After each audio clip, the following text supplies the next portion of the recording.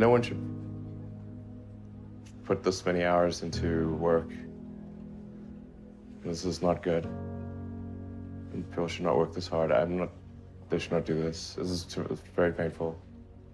Painful in what sense? It hurts my brain and my heart. Particularly if you're starting a company, you need to work super hard. So what does super hard mean? Well, when my brother and I were starting our first company, instead of getting an apartment, we just rented a small office and we slept on the couch. And we showered at the YMCA, and we're so hard up we had just one computer. So the website was up during the day, and I was coding at night, 7 days a week, all the time. And I sort of briefly had a girlfriend in that period, and in order to be with me, she had to sleep in the office. So work hard, like, I mean, every waking hour. That's the thing I would say, particularly if you're starting a company.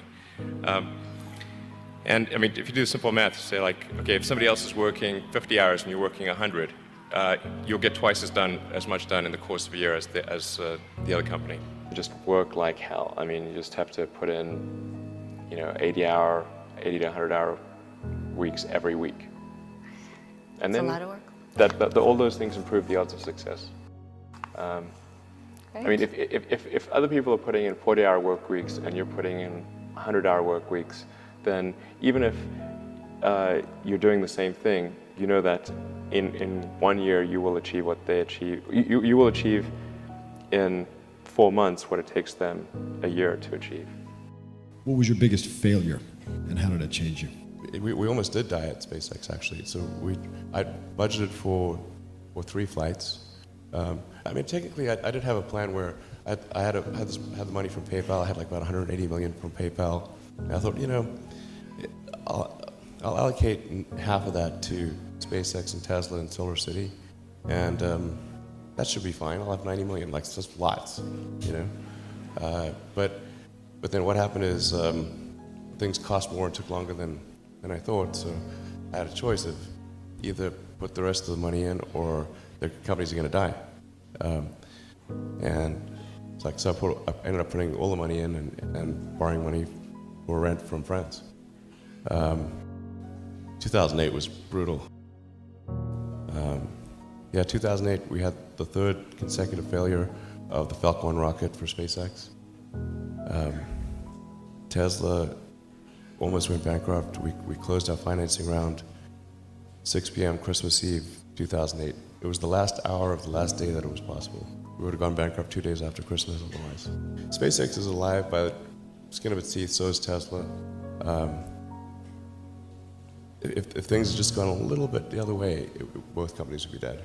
And I had, like, one of the most difficult choices I have ever faced in life was in 2008. I think I had maybe $30 million left, or $30 or $40 million left in 2008. And I had 2 choices. I could put it all into one company, and then the other company would definitely die, or split it between the 2 companies. But if I split it between the 2 companies, then both might die. When you put your blood, sweat, and tears into creating something, or building something, it's like a child. And so it's like, which one am I going to let one starve to death? I couldn't bring myself to do it, so I split the money between the 2. Fortunately, thank goodness, they both came through. Tesla really faced a severe threat of death due to the Model 3 production ramp. Essentially, the company was bleeding money like crazy, and just if we didn't solve these problems in a very short period of time, we would die. And it was extremely difficult to solve them. How close to death did you come? Within single-digit weeks. 22 hours a day, or like how many I hours? was working, so 7 days a week, sleeping in the factory. I worked in the paint shop, general assembly, body shop. You ever worry about yourself imploding, like it's just too much? Absolutely. I think failure is bad. I don't think it's good. But if something's important enough, then you do it even though the risk of failure is high. Were you a little naive when you thought, I can easily build an electric car and a rocket? I didn't think it would be easy. Like I said, I thought they would probably fail. But you know, like creating a company is almost like having a child. So it's sort of like, how do you say your child should not have food? So once you have the company, you have to feed it and nurse it, Yeah. and take care of it, even if it ruins you. Yeah.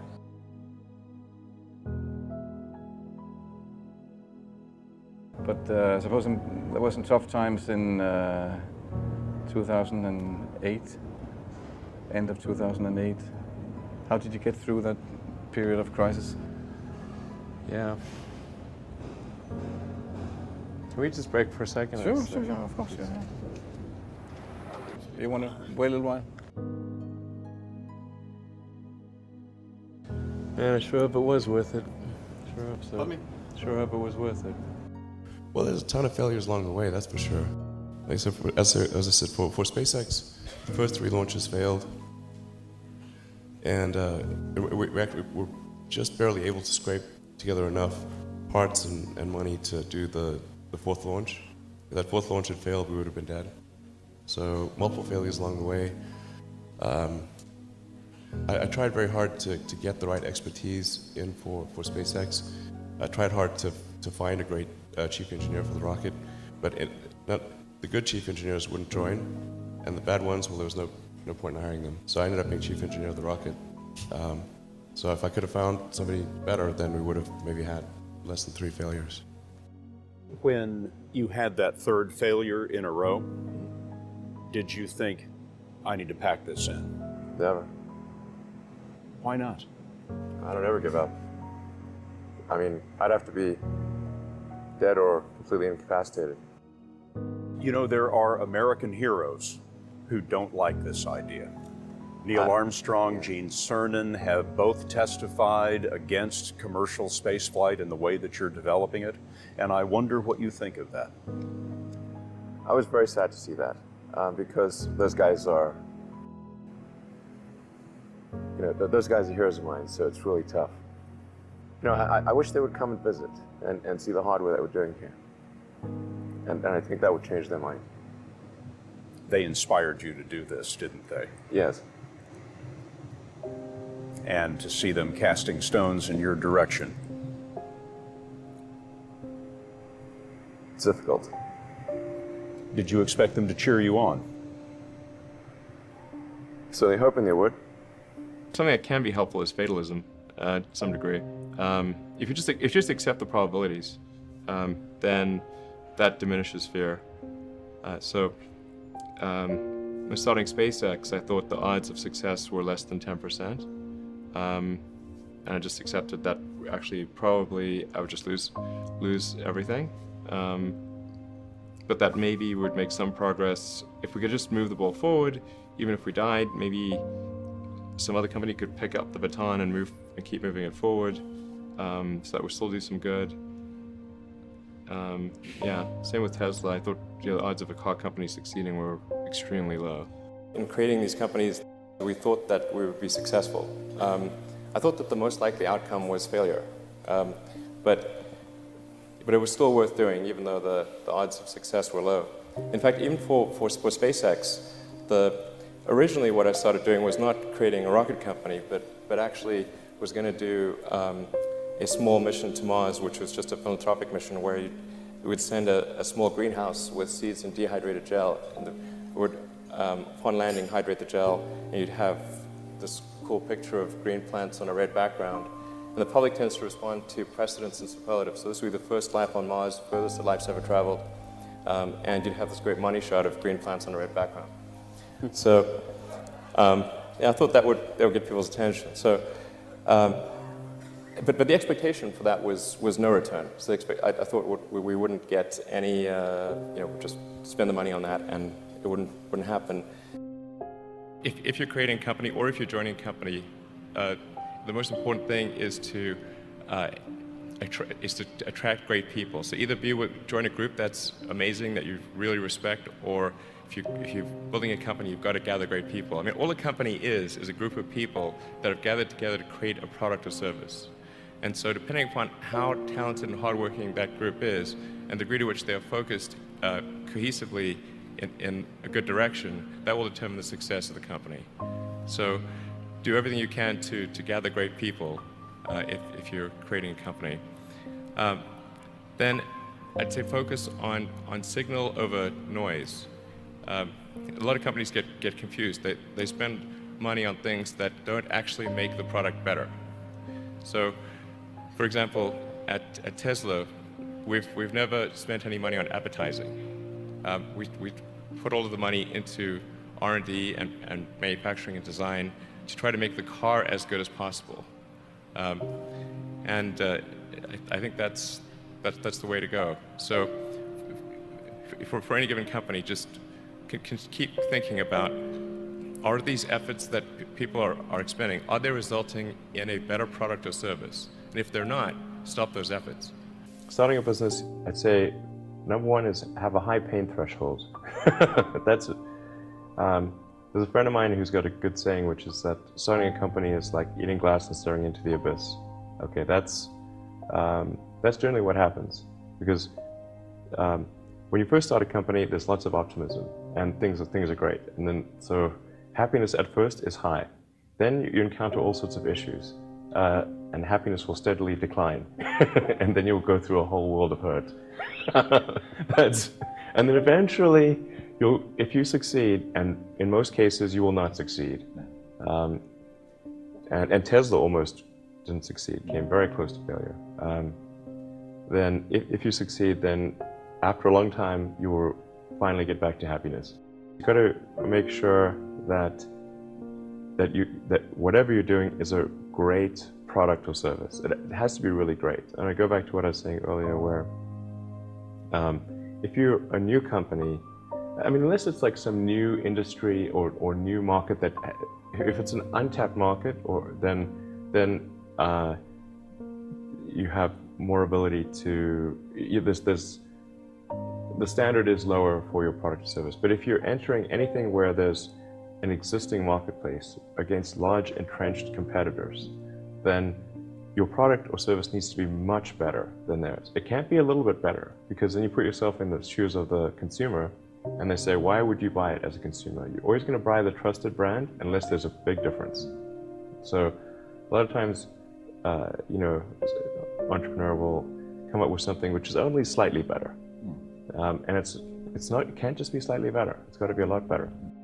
A well thought out critique of whatever you're doing is as valuable as gold. And you should seek that from everyone you can, but particularly your friends. Usually your friends know what's wrong, but they don't want to tell you because they don't want to hurt you. It doesn't mean your friends are right, but very often they are right. And you at least want to listen very carefully to what they say. And to everyone, if you're looking for, basically,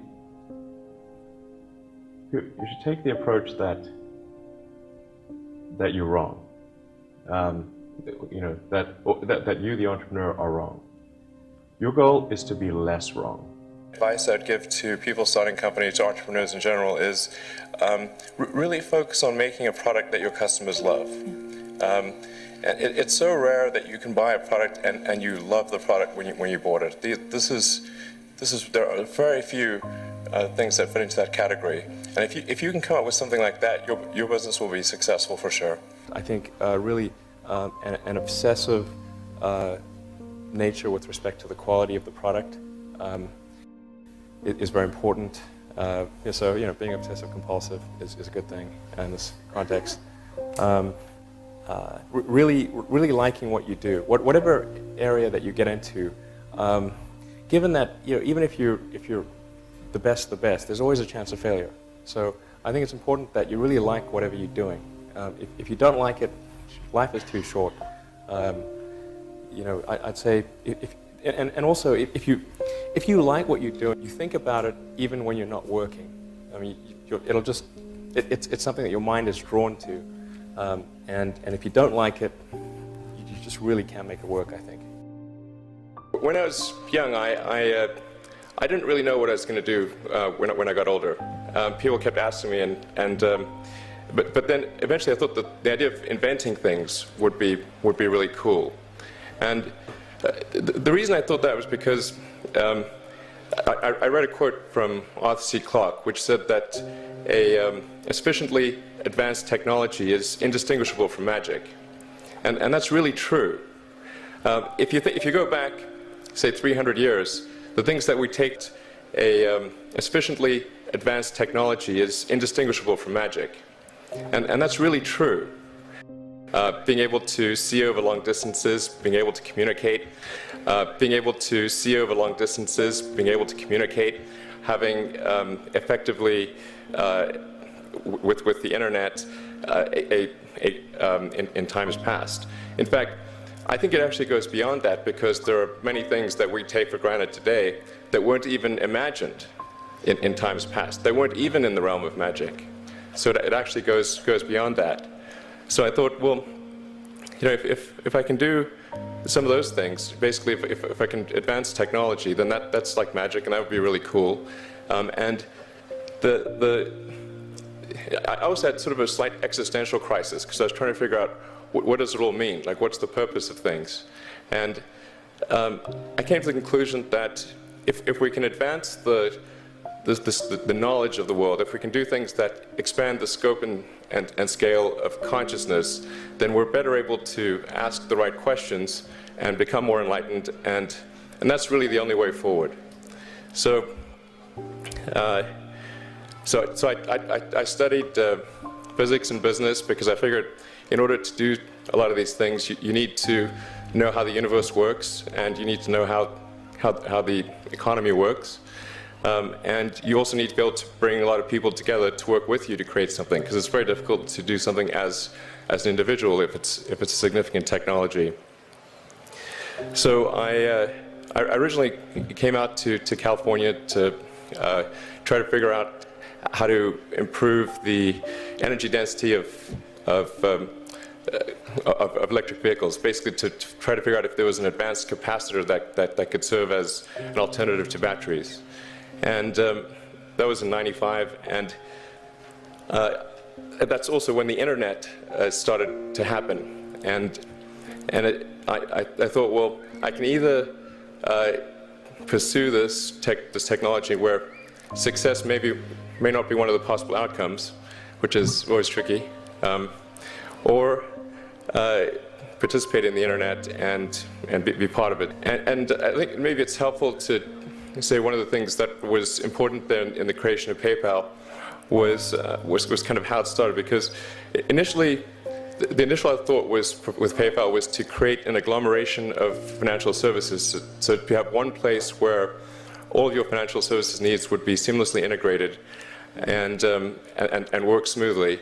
And then we had like a little feature which was to do email payments. And whenever we'd show the system off to someone, we'd show the hard part, which was the agglomeration of financial services, which was quite difficult to put together. Nobody was interested. Then we'd show people email payments, which was actually quite easy, and everybody was interested. So we focused on email payments and really try to make that work, and that's what really got things to take off. But if we hadn't responded to what people said, then we probably would not have been successful. So it's important to look for things like that and focus on them when you see them, and correct your prior assumptions. Going from PayPal, I thought, well, what are some of the other problems that are likely to most affect the future of humanity? It really wasn't from the perspective of what's the rank-ordered best way to make money, which is okay, but it was really what I think is going to most affect the future of humanity. So I think the biggest terrestrial problem we've got is sustainable energy, but the production and consumption of energy in a sustainable manner. If we don't solve that this century, we're in deep trouble.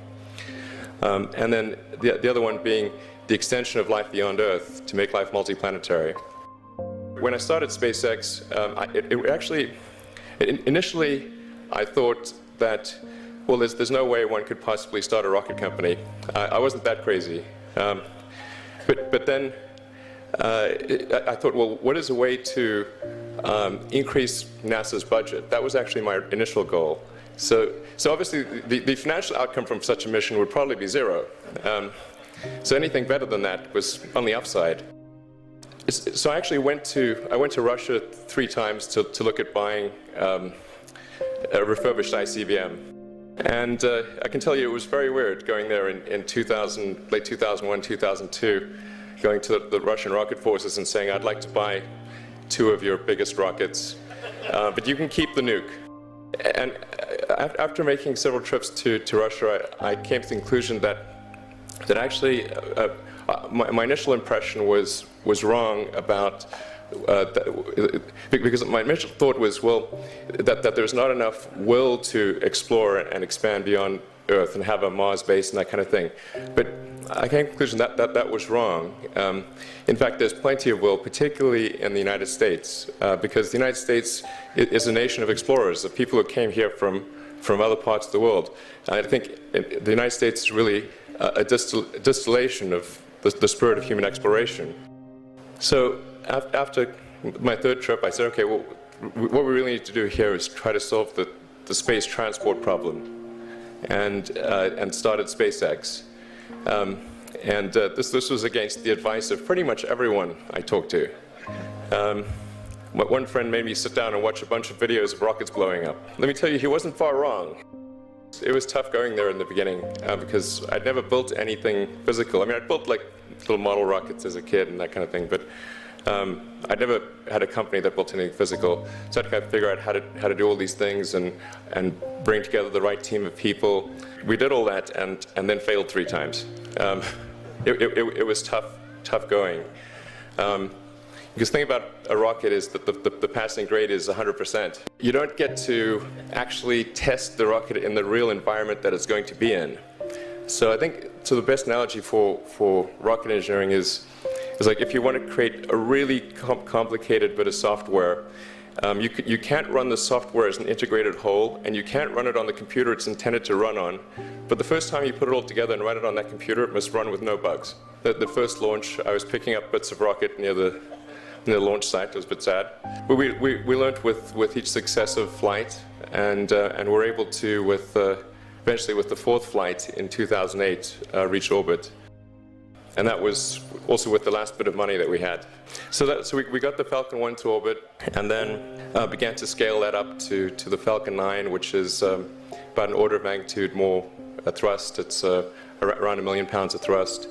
And we managed to get that to orbit, and then developed a Dragon spacecraft, which recently was able to dock and return to Earth from the space station. So it's a huge relief. Still can't quite believe it actually happened. But there's a lot more that must happen beyond this in order for humanity to become a spacefaring civilization, and ultimately a multi-planet species. And that's something I think it's vitally important, and I hope that some of you will participate in that, either at SpaceX or at other companies, because it's just really one of the most important things for the preservation and extension of consciousness. I mean, it's worth noting, as I'm sure people are aware, the Earth has been around for 4 billion years, and civilization, at least in terms of having writing, has been around for 10,000 years, and that's being generous. So it's really somewhat of a tenuous existence that civilization and consciousness, as we know it, has been on Earth. And I think I'm actually fairly optimistic about the future of Earth. So I don't want to sort of people to have the wrong impression that I think we're all about to die. I think things will most likely be okay for a long time on Earth, but not for sure, but most likely. But even if it's sort of 99% likely, a 1% chance is still worth spending a fair bit of effort to ensure that we've backed up the biosphere, planetary redundancy, if you will. and so I think it's really quite important. And in order to do that, there's a breakthrough that needs to occur, which is to create a rapidly and completely reusable transport system to Mars, which is one of those things that's right on the borderline of impossible. But that's sort of the thing that we're going to try to achieve there with SpaceX. When I was a kid, I was wondering kind of what's the meaning of life? Like, why are we here? What's it all about? And I came to the conclusion that what really matters is trying to understand the right questions to ask. And the more that we can increase the scope and scale of human consciousness, the better we are able to ask these questions. So I think that there's certain things that are necessary to ensure that the future is good. And some of those things are, in the long term, having long-term sustainable transport and sustainable energy generation. And to be a spacefaring civilization, and for humanity to be out there among the stars and be a multiplanetary species. I think being a multi-planet species and being out there among the stars is important for the long-term survival of humanity, and that's one reason, kind of like life insurance for life collectively, life as we know it.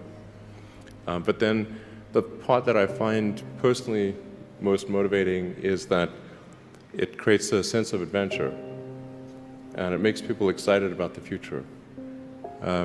If you consider two futures, one where we are forever confined to Earth until eventually something terrible happens, or another future where we are out there on many planets, maybe even going beyond the solar system, I think that second version is incredibly exciting and inspiring, and there need to be reasons to get up in the morning. Life can't just be about solving problems. Otherwise, what's the point? There's got to be things that people find inspiring and make life worth living. You're 47. What is the likelihood that you personally will go to Mars? 70%. We've recently made a number of breakthroughs that I'm just really fired up about. And when does that happen? In our lifetimes? Yeah. I'm talking about moving there. So it's like, if you get the price per ticket maybe around $200,000. This could be an escape hatch for rich people. No, your probability of dying on Mars is much higher than Earth. Really, the ad for going to Mars would be like Shackleton's ad for going to the Antarctic. It's going to be hard. There's a good chance of death. Going in a little can through deep space. You might land successfully. Once you land successfully, there will be you'll be working non-stop to build the base.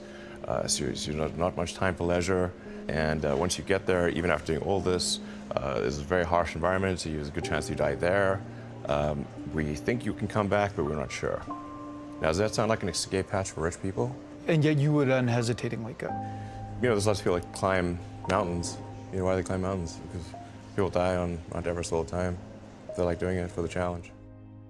I think that the probable outcome for civilization on Earth is quite good for a long time. But I still think that we should try to extend life beyond Earth and and the thing to do is to establish a base on Mars and try to make that a self-sustaining base as soon as possible. I don't expect that SpaceX is going to do that sort of single-handedly, but I think we're going to try to advance the technology of space travel to the point where we can at least send some number of people to Mars, which is not currently possible. On the Tesla front, the goal with Tesla was really to try to show that what electric cars can do, because people had the wrong impression. We had to change people's perception of an electric vehicle, because they used to think of it as something that was slow and ugly and had low range, kind of like a golf cart. So that's why we created the Tesla Roadster, to show that you can be fast, attractive, and long range. And it's amazing how even though you can show that something works on paper, and the calculations are very clear, until you actually have the physical object and they can drive it, it doesn't really sink in for people. And so that I think is something worth noting. If you're going to create a company, the first thing you should try to do is create a working prototype. Everything looks great on PowerPoint. you can make anything work on PowerPoint. But if you have an actual demonstration article, even if it's in primitive form, that's much more effective for convincing people.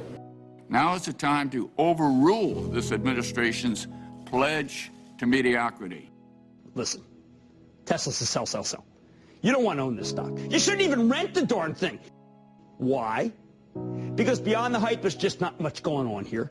Tesla still has yet to turn a profit. That'll be a $1.5 billion company with no profit. Its most recent quarter actually lost more money than it did the year before, $1.5 billion, losing more money than the year before.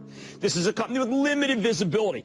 You put $90 billion, like 50 years worth of breaks into solar and wind, to Solyndra and Fisker and Tesla and Enter1. I mean, I had a friend who said you don't just pick the winners and losers, you pick the losers. Private enterprise will not ever lead a space frontier. Not because I don't want them to, but my read of history tells me they can't. It's not possible. One of the biggest mistakes people generally make, and I'm guilty of it too, is wishful thinking. Like you want something to be true, even if it isn't true. And so you ignore the things that, you ignore the real truth because of what you want to be true. This is a very difficult trap to avoid. And like I said, it's certainly one that I find myself in having problems with. But if you just take that approach of you're always to some degree wrong, and your goal is to be less wrong, and solicit critical feedback, particularly from friends. Like friends, particularly friends, if somebody loves you, they want the best for you. They don't want to tell you the bad things. So you have to ask them, and say, really, I really do want to know. If you were 22 today, what would the 5 problems that you would think about working on be? Well, first of all, I think if somebody is doing something that is useful to the rest of society, I think that's a good thing. Like, it doesn't have to change the world. Like, if you're doing something that has high value to people, and frankly, even if it's something, if it's like just a little game, or some improvement in photo sharing or something. If it has a small amount of good for a large number of people, I think that's fine. Like, stuff doesn't need to be changed the world just to be good. But in terms of things that I think are most likely to affect the future of humanity, I think AI is probably the single biggest item in the near term that's likely to affect humanity. So it's very important that we have the advent of AI in a good way. That is something that if you could look into the crystal ball and see the future, you would like that outcome, because it is something that could go wrong, as we've talked about many times, and so we really need to make sure it goes right. That's I think AI, working on AI and making sure it's a great future. That's the most important thing I think right now, the most pressing item. Then obviously anything to do with genetics. If you can actually solve genetic diseases, if you can prevent dementia or Alzheimer's or something like that, with genetic reprogramming, that would be wonderful. So I think this genetics, it might be the sort of second most important item. I think having a high bandwidth interface to the brain, like we're currently bandwidth limited. We have a digital tertiary self in the form of our email capabilities, our computers, phones, applications. We're effectively superhuman, but we're extremely bandwidth constrained in that interface between the cortex and your sort of that tertiary digital form of yourself, and helping solve that bandwidth constraint would be, I think, very important for the future as well. What have you done, or what did you do when you were younger that you think sort of set you up to have a big impact? Well, I think first of all I should say that I did not expect to be involved in all these things. So the 5 things that I thought about at the time in college, so quite a long time ago, 25 years ago, making life multiplanetary, accelerating the transition to sustainable energy, the internet, broadly speaking, and then genetics and AI. I think I didn't expect to be involved in all of those things. I actually, at the time in college, I sort of thought helping with electrification of cars was how I would start out, and that's actually what I worked on as an intern, was advanced ultracapacitors to see if they would be a breakthrough relative to batteries for energy storage in cars. And then when I came out to go to Stanford, that's what I was going to be doing my grad studies on, was working on advanced energy storage technologies for electric cars. And then I put that on hold to start an internet company in '95, because there does seem to be like a time for particular technologies when they're at a steep point in the inflection curve, and I didn't want to, do a PhD at Stanford and watch it all happen, and I wasn't entirely certain that the technology I'd be working on would actually succeed. Like you can get a doctorate on many things that ultimately do not have a practical bearing on the world. And I wanted to, I really was just trying to be useful. That's the optimization. It's like, what can I do that would actually be useful? How should someone figure out how they can be most useful? Whatever this thing is that you're trying to create, what would be the utility delta compared to the current state of the art times how many people it would affect? So that's why I think having something that makes a big difference but affects a sort of small to moderate number of people is great, as is something that makes even a small difference but affects a vast number of people. When you're trying to estimate probability of success, so you say this thing will be really useful, good area under the curve, I guess to use the example of SpaceX. Mm-hmm. When you made the go decision that you were actually going to do that, this was kind of a very crazy thing at the time. Very crazy, very for sure. Crazy. Yeah, people are not shy about saying that. But I kind of agree. I agreed with them that it was quite crazy. Crazy if the objective was to achieve the best risk-adjusted return, starting a rocket company is insane. But that was not my objective. I'd simply come to the conclusion that if something didn't happen to improve rocket technology, we would be stuck on Earth forever. And the big aerospace companies had just had no interest in radical innovation. All they wanted to do was try to make their old technology slightly better every year, and in fact, sometimes it would actually get worse. And particularly in rockets, it's pretty bad. Like in '69, we were able to go to the moon with the Saturn V, and then the space shuttle could only take people to low Earth orbit, and then the space shuttle retired. I mean, that trend is basically trends to zero. People sometimes think technology just automatically gets better every year, but it actually doesn't. It only gets better if smart people work like crazy to make it better. That's how any technology actually gets better. And by itself, technology, if people don't work on it, actually will decline. I mean, you can look at the history of civilizations, many civilizations, and look at, say, ancient Egypt, where they were able to build these incredible pyramids, and then they basically forgot how to build pyramids. And then even hieroglyphics, they forgot how to read hieroglyphics. Or you look at Rome and how they were able to build these incredible roadways and aqueducts and indoor plumbing, and they forgot how to do all of those things. And there are many such examples in history. So I think should always bear in mind that entropy is not on your side. You may have heard me say that it's good to think in terms of the physics approach of first principles, which is, rather than reasoning by analogy, you boil things down to the most fundamental truths you can imagine, and you reason up from there.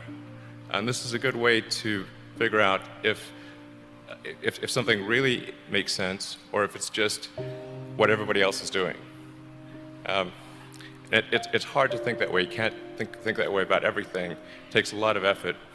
But if you're trying to do something new, it's the best way to think. And that framework was developed by physicists to figure out counterintuitive things like quantum mechanics. So it's really a powerful method. How do you think about making a decision when everyone tells you this is a crazy idea? Or where do you get the internal strength to do that? Well, first of all, I'd say I actually think I feel fear quite strongly.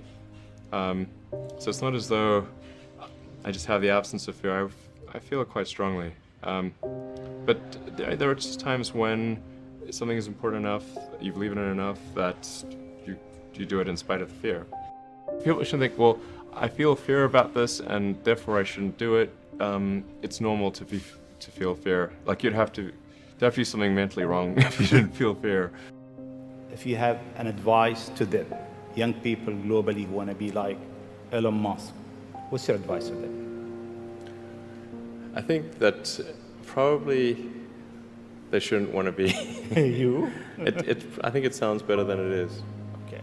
Yeah, it's not as much fun being me as you'd think. I don't know. You don't think so? No. There's definitely, it could be worse for sure, but it's, I'm not sure I'm not sure I want to be me.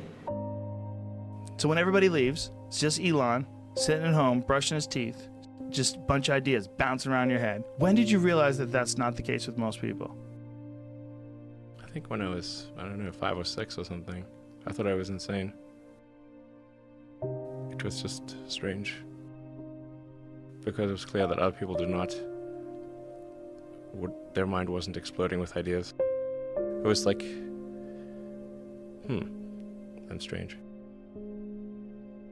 I don't think you'd necessarily want to be me. People would like it that much. It's very hard to turn it off. It's like a never-ending explosion. All the time.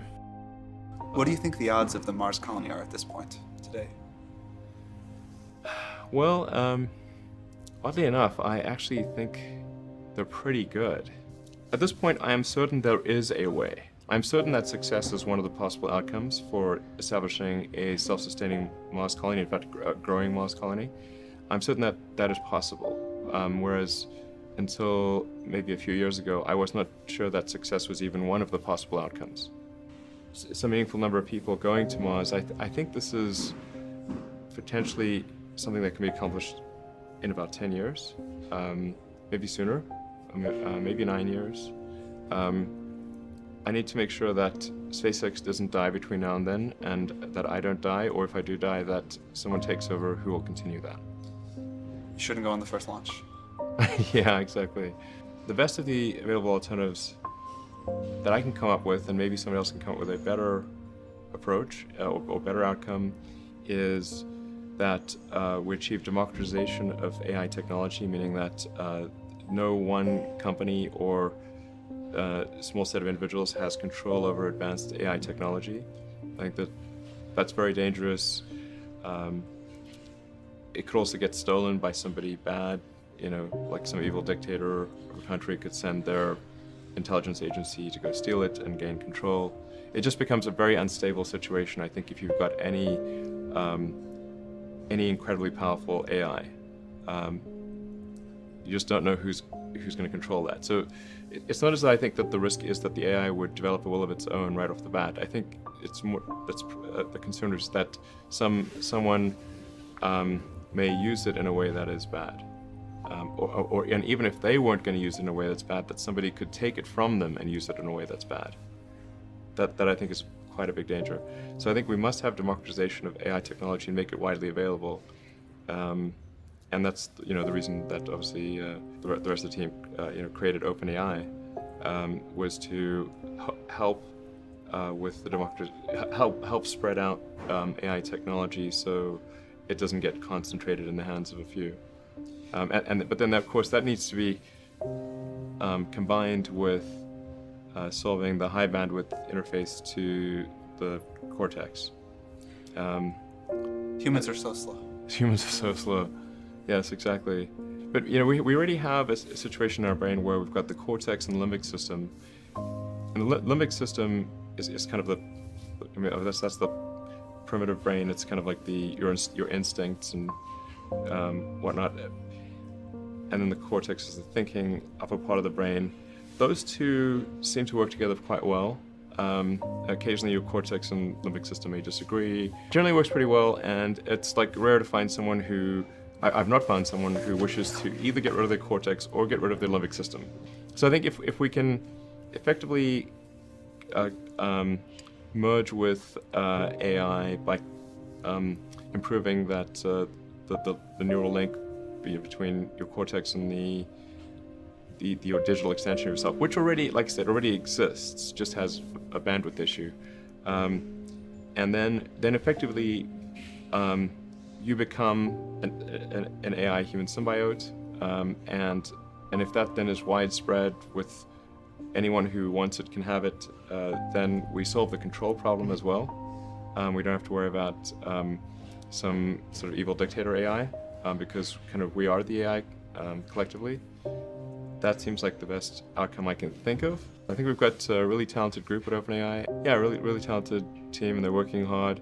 OpenAI is structured as, say, a 501c3 nonprofit, but many nonprofits do not have a sense of urgency. It's fine; they don't have to have a sense of urgency, but OpenAI does.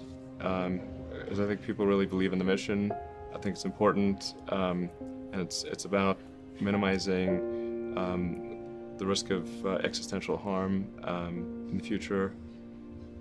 And so I think it's going well. I'm pretty impressed with what people are doing and the talent level.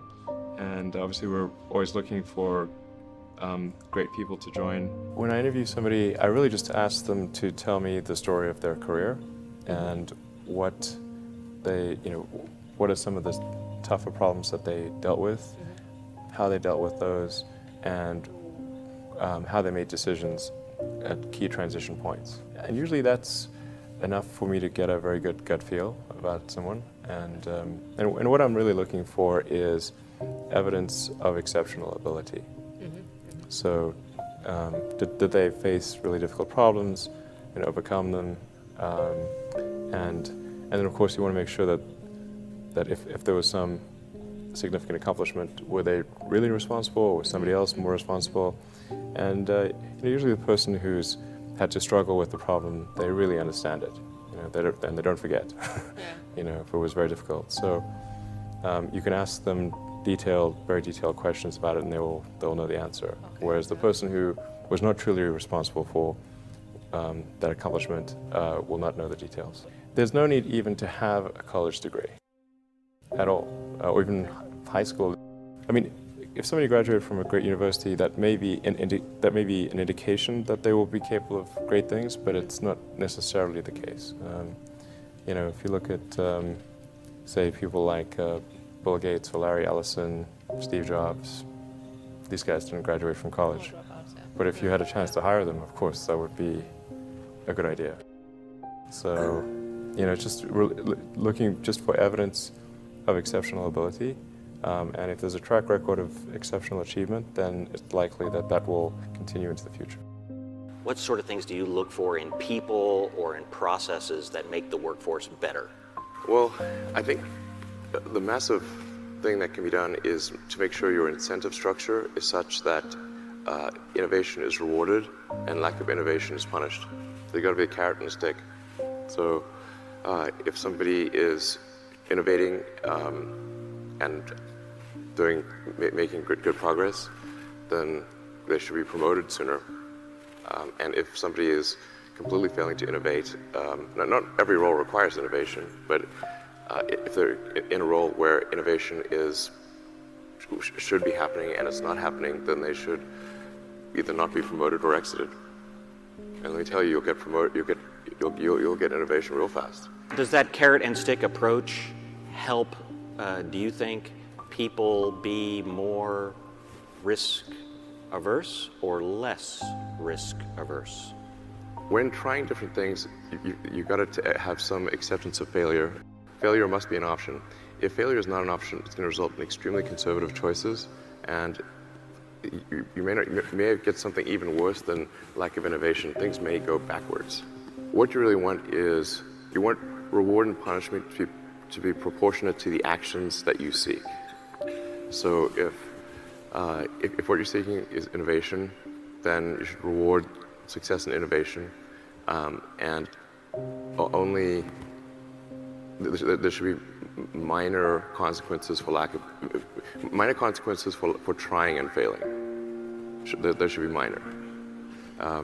With significant rewards for trying and succeeding, minor consequences for trying and not succeeding, and major negative consequences for not trying. If you have that incentive structure, you will get innovation like you can't believe. The purpose of Neuralink, like what's our goal? Our goal is to solve important spine and brain problems with a seamlessly implanted device.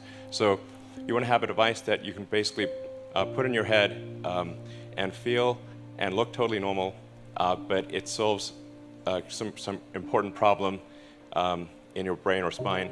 So going into the Neuralink architecture, what we've done over the past year is dramatically simplify the device. So we about a year ago, we had a device which had multiple parts, including a piece that had to sort of sit behind your ear, and it was complex, and you wouldn't still look totally normal. You'd have a thing behind your ear. So we've simplified this to simply something that is about the size of a large coin, and it goes in your skull, replaces a piece of skull, and the wires then connect within a few centimeters or about an inch away from the device. And this is sort of what it looks like. This is our little device. I mean, frankly, to sort of simplify this, what we're, I mean, it's more complicated than this, but it's, in a lot of ways, it's kind of like a Fitbit in your skull with tiny wires. Our current prototype, version 0.9, has about 1,000 channels, so that's about 100 times better than the next best consumer device that's available. And it's a 23 millimeters by 8 millimeters. It actually fits quite nicely in your skull because your skull is about 10 millimeters thick. So it fits, it goes flush with your skull, it's invisible, and all you can see afterwards is this tiny scar. And if it's under your hair, you can't see it at all. In fact, I could have a Neuralink right now, and you wouldn't know. It's also inductively charged, so it's charged in the same way that you charge a smartwatch or a phone. And so you can use it all day, charge it at night, and have full functionality. So you would really, it would be completely seamless, and yeah, no wires. In terms of getting a link, so that, you need to have the device, a great device, and you also need to have a great robot that puts in the electrodes and does the surgery. So you want the surgery to be as automated and as possible, and the only way you can achieve the level of precision that's needed is with an advanced robot. The link procedure, the installation of a link, done in under an hour. So you can basically go in the morning and leave the hospital in the afternoon. And it can be done without general anesthesia. So this is our surgical robot. And we actually ultimately want this robot to do essentially the entire surgery. So in everything from incision, removing the skull, inserting the electrodes, placing the device, and then closing things up and having you ready to leave. So we want to have a fully automated system. How do you spend your days now? Like, what do you allocate most of your time to? My time is mostly split, well, it's split between SpaceX and Tesla, and of course I try to spend it's a part of every week at OpenAI. So I spend basically half a day at OpenAI most weeks, and then I have some OpenAI stuff that happens during the week. I think a lot of people think I must spend a lot of time with media or on businessy things, but actually almost all my time, like 80% of it is spent on engineering and design. So it's developing next generation product. That's 80% of it. I think a lot of people think I'm kind of a business person or something, which is fine. Like, business is fine, but but really it's, it's like at SpaceX, Gwynne Shotwell is Chief Operating Officer. She kind of manages legal, finance, sales, and kind of general business activity. And then my time is almost entirely with the engineering team, working on improving the Falcon 9 and the Dragon spacecraft and developing the MUSK colonial architecture. And then at Tesla, it's working on the Model 3 and some in the design studio, typically half a day a week, dealing with aesthetics and look and feel things, and then most of the rest of the week is just going through engineering of the car itself, as well as engineering of the factory. Because the biggest epiphany I've had is that what really matters is the machine that builds the machine, the factory, and that is at least 2 orders of magnitude harder than the vehicle itself. What are the scenarios that scare you most? Humanity really has not evolved to think of existential threats in general. We've evolved to think about things that are very close to us, near term, to be upset with other humans, and not to really to think about things that could destroy humanity as a whole. But then in recent decades, just really in the last century, we had nuclear bombs, which could potentially destroy civilization, obviously. We have AI, which could destroy civilization. We have global warming, which could destroy civilization, or at least severely disrupt civilization. Excuse me, how could AI destroy civilization? You know, it would be something in the same way that humans destroyed the habitat of primates. I mean, it wouldn't necessarily be destroyed, but we might be relegated to a small corner of the world. When Homo sapiens became much smarter than other primates, it pushed all the other ones into small habitats. Couldn't AI, even in this moment, just with the technology that we have before us, be used in some fairly destructive ways? You could make a swarm of assassin drones for very little money by just taking the Face ID chip that's used in cell phones and having a small explosive charge and a standard drone, and have them just do a grid sweep of the building until they find the person they're looking for, ram into them, and explode. You can do that right now. No new technology is needed. Right now. People just think this stuff is of sci-fi novels and movies, and it's so far away. But every time I hear you speak, it's like, well, no, this stuff is sitting. It's right here. Probably a bigger risk than being hunted down by a drone is that AI would be used to make incredibly effective propaganda that would not seem like propaganda. So these are deep fakes. Yeah, influence the direction of society, influence elections. Artificial intelligence just hones the message, looks at the feedback, makes this message slightly better. Within milliseconds, it can adapt its message and shift and react to news. And there's so many social media accounts out there that are not people. Like, how do you know it's a person, not a person? People look like they have a much better life than they really do. People are posting pictures of when they're really happy. They're modifying those pictures to be better looking. Even if they're not modifying the pictures, they're at least selecting the pictures for the best lighting, the best angle.